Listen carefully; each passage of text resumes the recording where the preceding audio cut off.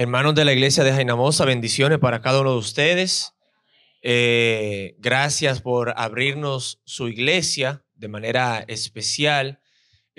Como podcast, programa Vamos a Hablar, nos sentimos más que bendecidos de nosotros poder compartir con cada uno de ustedes y reanudar uno de los segmentos que por mucho tiempo lo hacíamos de manera continua, pero cosas ajenas a nuestra voluntad habíamos dejado a un lado.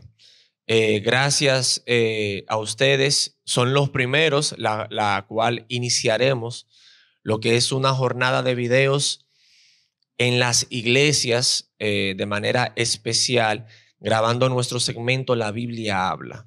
En este segmento nosotros desglosamos temas bíblicos, debatimos temas bíblicos a la luz de la Biblia, valga la redundancia, y el espíritu de profecía.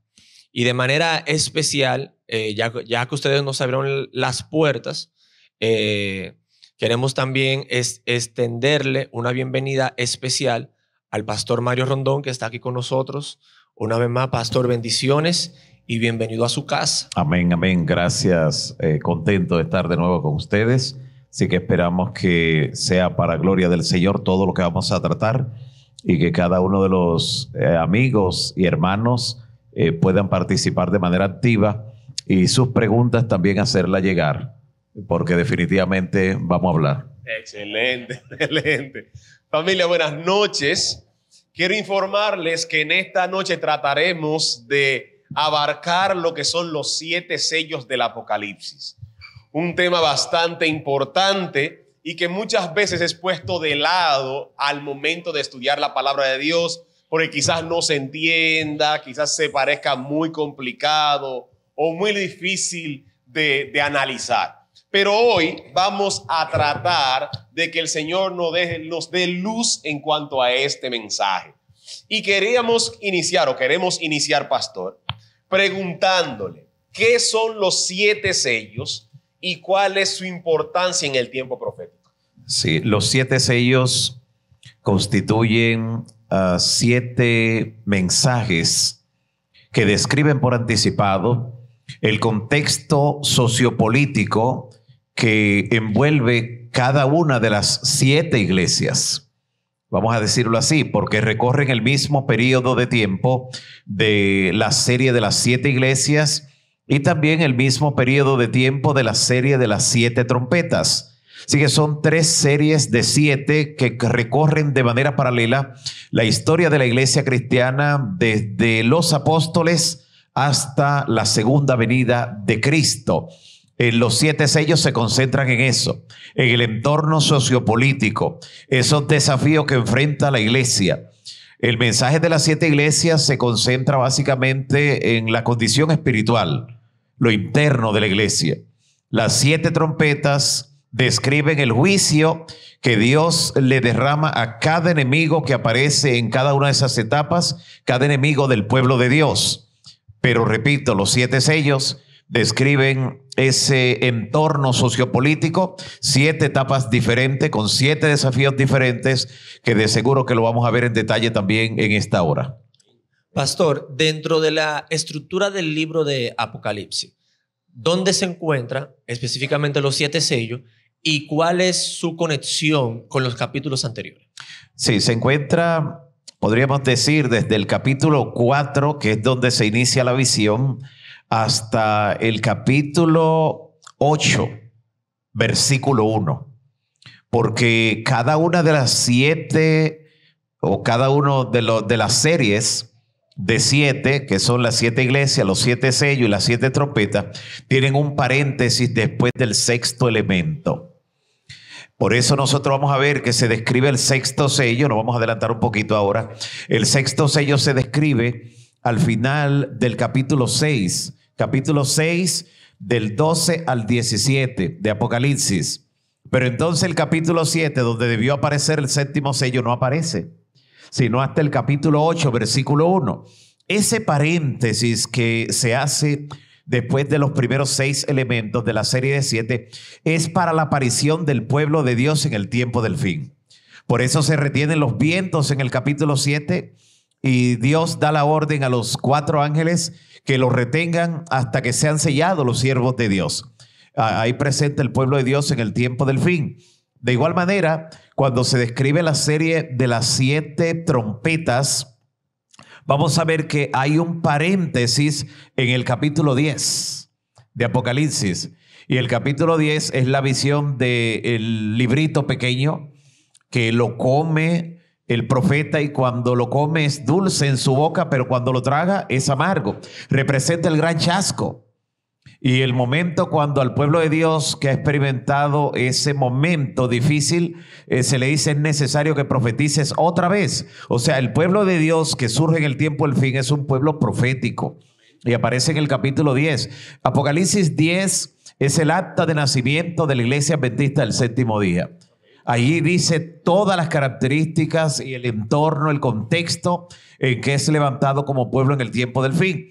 Y ustedes dirían, ¿y las 7 iglesias? Bueno, después de las primeras 6, la séptima se llama Laodicea, que significa el pueblo que vive durante el tiempo del juicio, que es justamente el pueblo remanente de Dios que vive durante el tiempo del juicio investigador. Y estamos hablando justamente del pueblo que guarda los mandamientos de Dios y tiene la fe de Jesús. Así que allí está enclavado el mensaje de los 7 sellos, Apocalipsis 4 hasta el 8:1, con el paréntesis del capítulo 7, donde se retienen los vientos y donde son sellados los 144,000 que aparecen de manera simbólica, representando al pueblo de Dios en el tiempo del fin, que ha de pasar por el tiempo de angustia, por el tiempo de la gran tribulación, pero que se ha de mantener firme porque previamente es sellado. Pastor, ¿por qué Jesús es el único digno de abrir los sellos? ¿Y qué representa este acto? Bueno, Él es el único digno, y para entender lo que ocurre allí, el cómo se juega con las dimensiones del tiempo en esa visión, porque cuando Juan ve el libro, le emociona, pero de repente comienza a llorar porque escucha que no hay nadie digno ni en el cielo, ni en la tierra, ni debajo de la tierra. Y usted dice, ¿dónde estaba Jesús en ese momento? Porque no apareció nadie digno. En ese momento todavía, de manera interesante, Jesús está muriendo en la cruz. Por eso cuando él ve al Cordero como inmolado, o sea, acaba de ser sacrificado. Tan pronto Jesús muere en la cruz, entonces se encuentra quien es digno de abrir los sellos, porque él fue inmolado. Y no solo es digno de desatar los 7 sellos, sino de recibir la honra, la gloria, el poder y la majestad por los siglos de los siglos. Así que lo que Cristo conquista en la cruz del Calvario, al ser inmolado como Cordero, el Cordero de Dios que quita el pecado del mundo, es una victoria que obtiene grandes cosas y grandes privilegios. Ahora, ¿qué es lo que contienen esos 7 sellos que a Juan le preocupó tanto cuando no aparecía nadie digno de aperturarlos?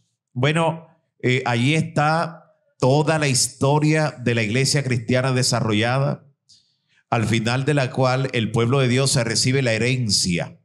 Sabe que justamente lo que era sellado con 7 sellos en la antigüedad eran los testamentos. Allí estaba, por decirlo así, el testamento de los herederos del reino de los cielos, el testamento de los hijos e hijas de Dios. ¿Qué es lo que dice Romanos 8?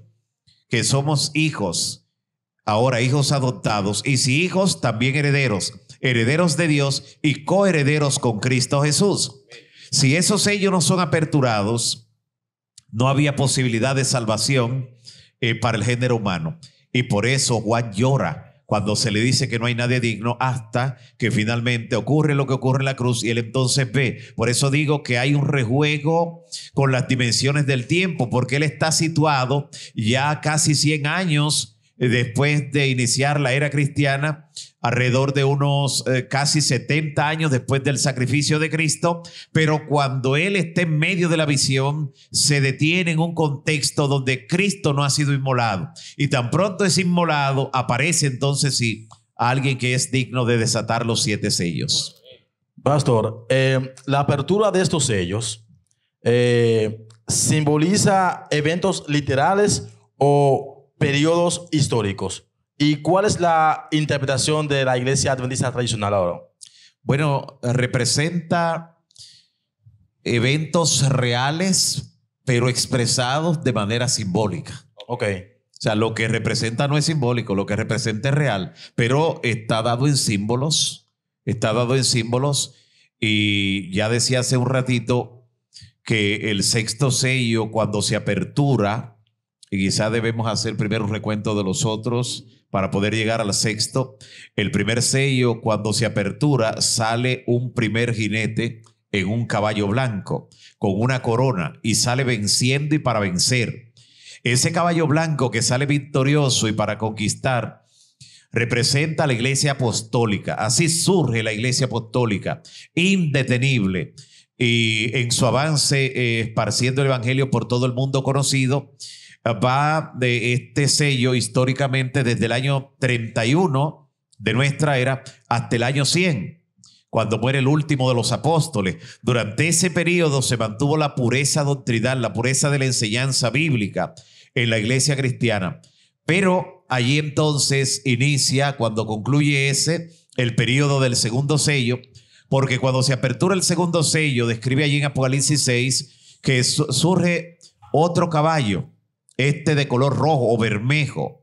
Representa la sangre que se derramaría durante más de 200 años. Este periodo del caballo rojo del segundo sello va desde el año 100, cuando muere el último de los apóstoles aproximadamente, hasta el año 313, cuando Constantino, mediante el edicto de Milán, pues termina con la persecución del cristianismo. Pero vamos a ver que lo que hace el enemigo es tomarse de esa frase muy conocida que dice: si no puedes con tu enemigo, ¿qué cosa? Únete a él. Así que durante esos 213 años de persecución, relatan los historiadores que por cada creyente que moría, que era martirizado por su fe, 3 paganos aceptaban el nombre de Cristo Jesús. Y Satanás se dio cuenta de que ese negocio no le salía bien. Porque aparte de que al que moría lo que le estaba dando era ganancia, porque el morir en Cristo es ganancia. Aparte de eso, entonces esa sangre servía como semilla para fructificar, y por cada uno, 3 estimado, en un número estimado, 3 paganos aceptaban el nombre de Cristo Jesús, dispuestos a morir también. Porque déjenme decirles que cuando hay persecución, no hay infiltrados entre nosotros. Cuando hay persecución, el que está de verdad, porque sabe que tan pronto se entregue, ahí mismo pueden matarlo, que llega con una sentencia de muerte.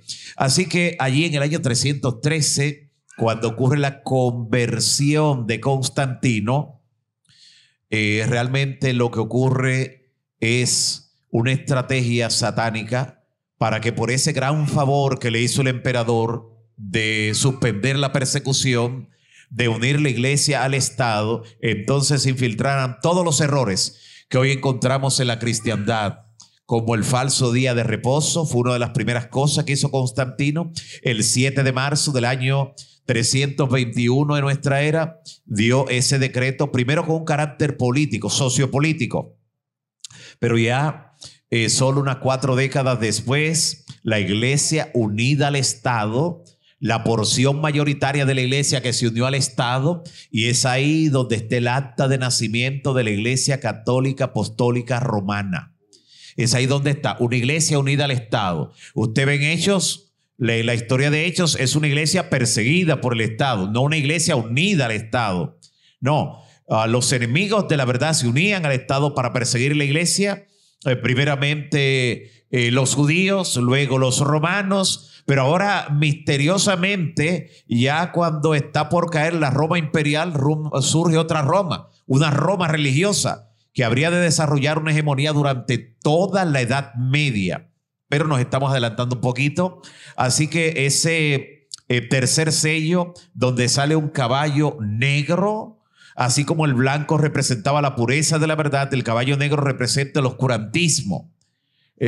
Toda la mezcla de paganismo con cristianismo que se hizo durante la Edad Media, de lo cual, repito, el falso día de reposo fue lo primero, pero ahí se introdujeron otras cosas como la veneración de los muertos, la adoración de los santos muertos, entre otras cosas que fueron apareciendo más adelante. Ese caballo duró un periodo que va desde el año 313 con la conversión de Constantino hasta el año 538, cuando se inicia la supremacía papal.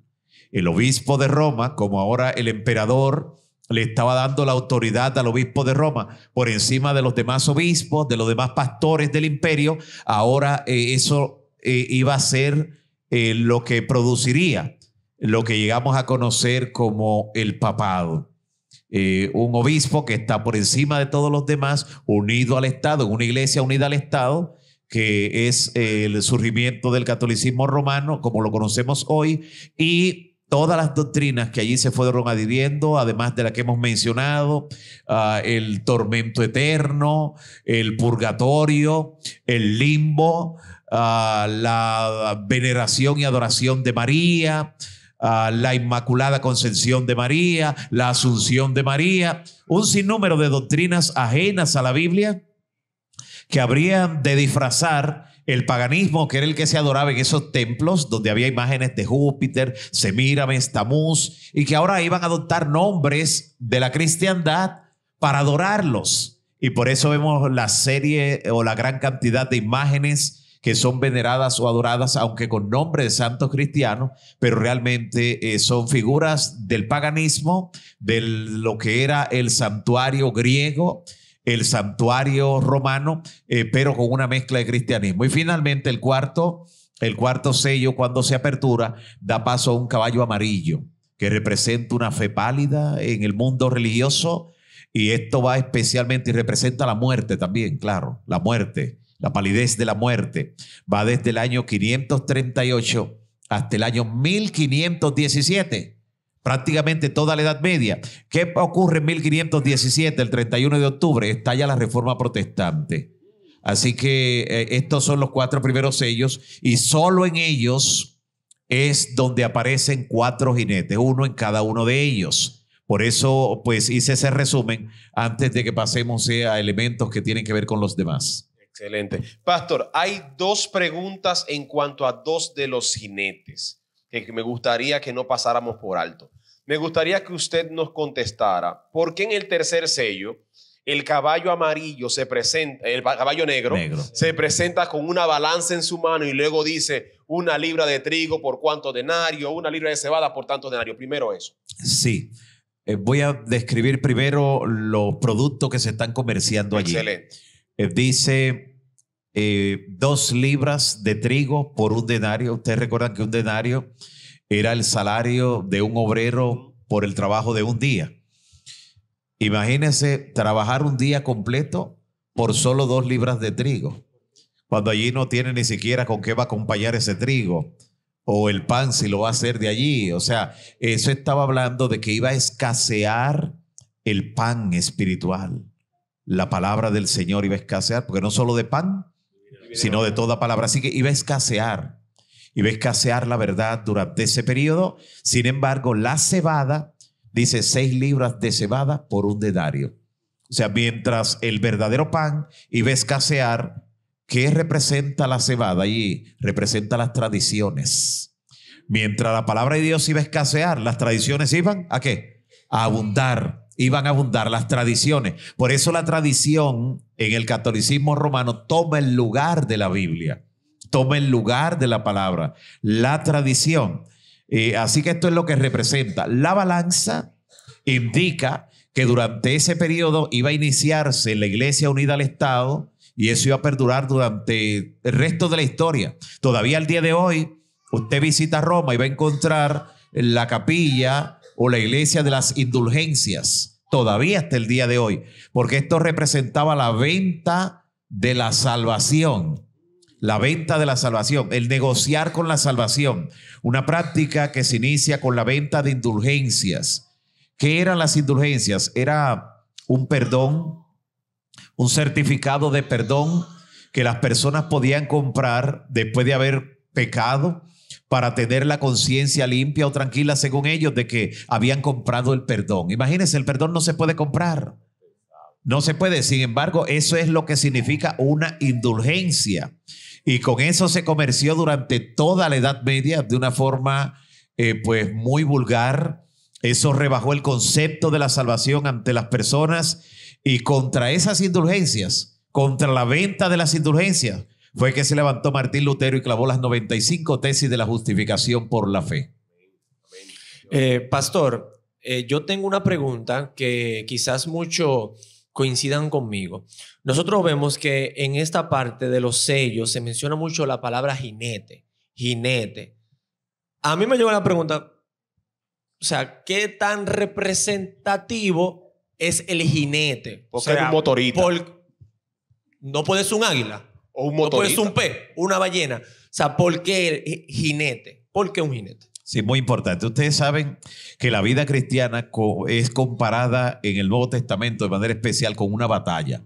Que batalla no es batalla, sino vienen las pruebas. La carrera de la vida cristiana es una batalla, y para nadie es un secreto que en las batallas de la antigüedad el caballo jugaba un papel sumamente importante. No existían los cazas F-15, los cazas F-16, no existían los tanques de guerra. Lo que existían eran los caballos. Por eso ustedes van a encontrar que dice la Biblia que el caballo se alista para la batalla. Así mismo dice, o sea, porque era la montura, era el transporte, era la ayuda para la guerra. Por eso también hay una comparación que se hace de aquellos que no se preparan en tiempos de paz, cuando dice, si no pudieron correr con los de a pie, ¿cómo podrán correr con los de? Porque se entiende que a caballo es donde viene lo que es en serio, la batalla de verdad.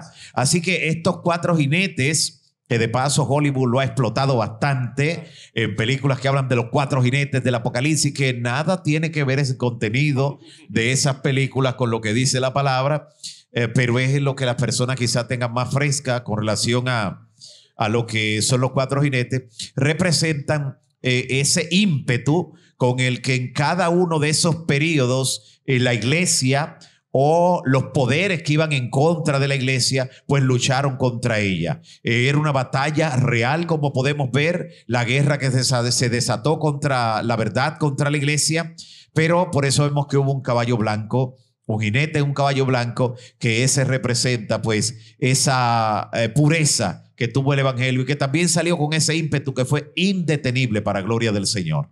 Definitivamente suena como más potente cuando dice jinete. Porque te imaginas que los siete camellos, como que no suena bueno, los 7 gansos.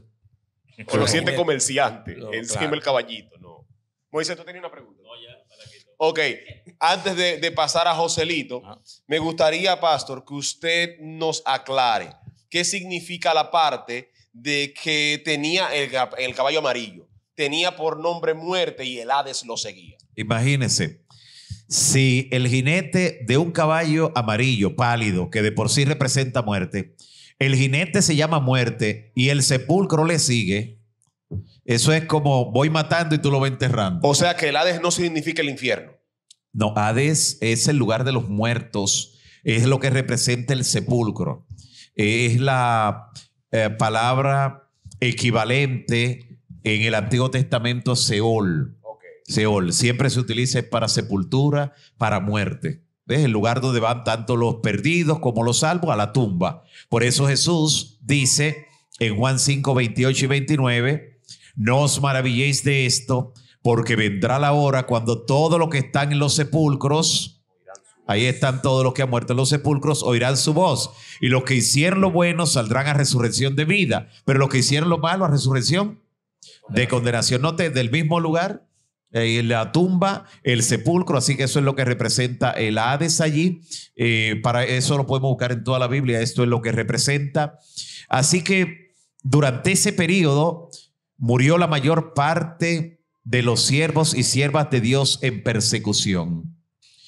Ese periodo que va desde el año 313 al 538, el periodo del tercer caballo, el tercer jinete, que es el caballo negro, preparó el camino, porque el oscurantismo que se sembró allí hizo que cuando se inicia el caballo amarillo, en el cuarto sello, que va desde el año 538 hasta el año 1517, se implementara en algún momento de ese lapso incluso un tribunal religioso llamado el Santo Oficio de la Inquisición, donde todo el que se negaba a aceptar los dogmas y los errores de Roma era catalogado como un hereje.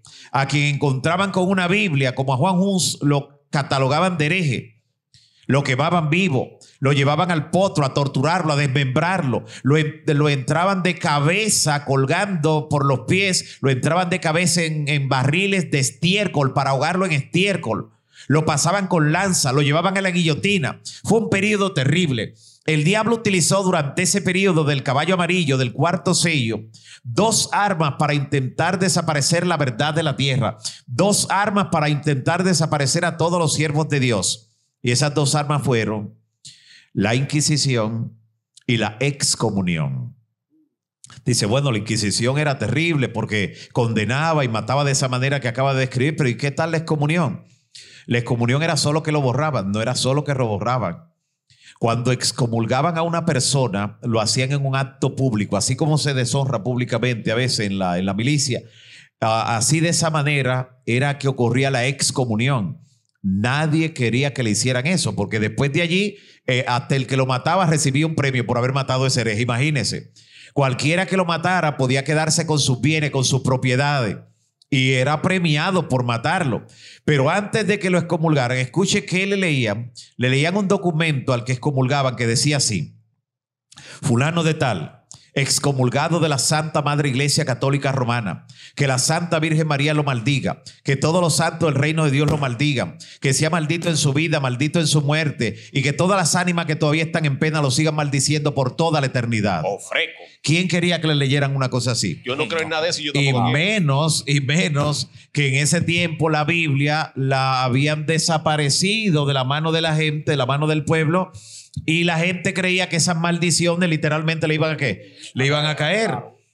No existía energía eléctrica como ahora. Cuando se apagaban las luces a las 7 de la noche en Europa y aparecían verdaderos demonios por donde quiera, era una gente que estuviera bajo maldición, era una gente que en ningún lugar estaba seguro, ni quien se juntara con él. Nadie quería juntarse con él, era peor que un leproso después de haberlo excomulgado. Así que Satanás intentó desaparecer la iglesia durante ese periodo, desaparecer la verdad. Pero Dios utilizó a un hombre muchos siglos antes, un par de siglos antes, que Martín Lutero, llamado John Wycliffe, quien tradujo la Biblia al idioma del pueblo, el idioma de la gente, y se cumplió lo que dijo Cristo: conoceréis la verdad y la verdad os hará libres. Así que la palabra de Dios, por eso la tenemos hasta el día de hoy, pero nuestros hermanos que vivieron durante esa época, vivieron, como dice Apocalipsis, en el desierto, huyendo, donde serían preservados por Dios durante tiempos y medio tiempo, 1260 años en el contexto profético. Pastor, nosotros como iglesia, ¿qué mensaje espiritual podemos obtener de estos primeros 4 sellos? La historia en la que se fundamenta toda la profecía. Saber que estos primeros 4 sellos se cumplieron al pie de la letra son el fundamento para entender que los otros 3 también se cumplen de la misma manera. De paso, nosotros estamos ahora mismo en el 6º sello. Estamos en el 6º sello que se aperturó en el año 1755, cuando ocurrió el 1 de noviembre de ese año el terremoto de Lisboa. El primero de los eventos que ocurren en el 6º sello. Usted lee en Apocalipsis capítulo 6, versículo 12 hasta el 17, y dice que cuando se apertura el 6º sello ocurre un gran terremoto. Ese terremoto, conocido como el Gran Terremoto, tuvo su epicentro en Lisboa, se sintió en 3 continentes, fue algo catastrófico, más de lo que podemos nosotros describir, y solo 25 años después, el 19 de mayo del año 1780 ocurre el segundo evento que describe el 6º sello. El día oscuro, el sol se oscurecería, no daría su resplandor. Hubo tal oscuridad desde las 11 y algo de la mañana que las aves retornaron a sus lugares, a sus nidos, pensando que había llegado la noche. hubo una oscuridad tan terrible, una mortaja tan sentida, que la gente no podía ver un papel blanco delante de sí, de lo oscuro que estaba todo. La mayor parte del mundo pensó que la tierra había llegado a su final, que había llegado el fin del mundo, y esa noche, para rematar, la luna apareció teñida en sangre. Otro evento que lo describe el sexto sello. Y entonces, el 13 de noviembre del año 1833, ocurre el último evento astronómico que señalaba el sexto sello, la caída de las estrellas. Una caída de meteoritos sin precedentes en Norteamérica, de manera especial, toda la franja del Atlántico, en Norteamérica. Cayeron tantos, pero tantos meteoritos que las personas podían sentarse en un parque, abrir un periódico y leerlo sin problema, de lo iluminado que estaba el firmamento. Otra noche y madrugada que la gente pensó que el fin había llegado. Pero no, simplemente eran los eventos que estaban indicando que estamos en el tiempo del fin. Ahora, ¿eso es lo único que menciona el sexto sello? No. El sexto sello dice en el versículo 14, como ustedes podrán ver, que entonces el cielo se va a enrollar como un pergamino. Eso todavía está en el futuro, pero los otros eventos están en el pasado. ¿Dónde nos encontramos hoy? Entre Apocalipsis 6:13 y 6:14. En el medio estamos ahí. Porque lo que está en el 13 ya ocurrió. Y lo que está en el 14 no ha ocurrido. Así que podemos decir en qué versículo estamos de la Biblia. Proféticamente podemos decir dónde estamos. ¿Qué estamos esperando que ocurra en el contexto? Y eso que va a ocurrir de cuando el cielo se enrolle como un pergamino será un evento pues grande. Un evento que, como describe la Biblia, muchos van a decir a las piedras y a los montes que los aplasten. Preferirán morir, pero tendrán que ver el rostro de aquel que rechazaron, tendrán que ver a aquel que crucificaron, que traspasaron, cuando venga con poder y gloria, lo cual todavía está en el futuro cercano. Así que estamos todavía en el sexto sello, el séptimo sello, que describe Apocalipsis 8:1, dice que cuando se apertura el séptimo sello, en el cielo habrá un silencio como por media hora. Y no voy a decirle más allí porque a lo mejor ustedes tienen alguna pregunta al respecto. Sí. Pero antes de continuar, pastor, nosotros vamos a hacer una pausa. ¿Por qué? Porque como iglesia hemos preparado un pequeño refrigerio para los que están aquí. Si usted no vino, simple y llanamente se va a quedar con la información.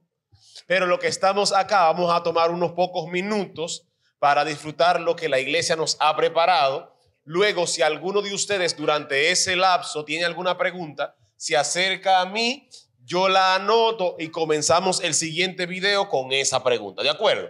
Para luego de que comencemos y hagamos la respuesta de algunas de ellas, pasemos a los 3 últimos sellos. ¿Le parece bien? ¿Le parece bien, sí o no? Aprovechenme que estoy en oferta. Así que vamos a hacer la pausa. Sammy nos va guiando y retornamos en breves minutos.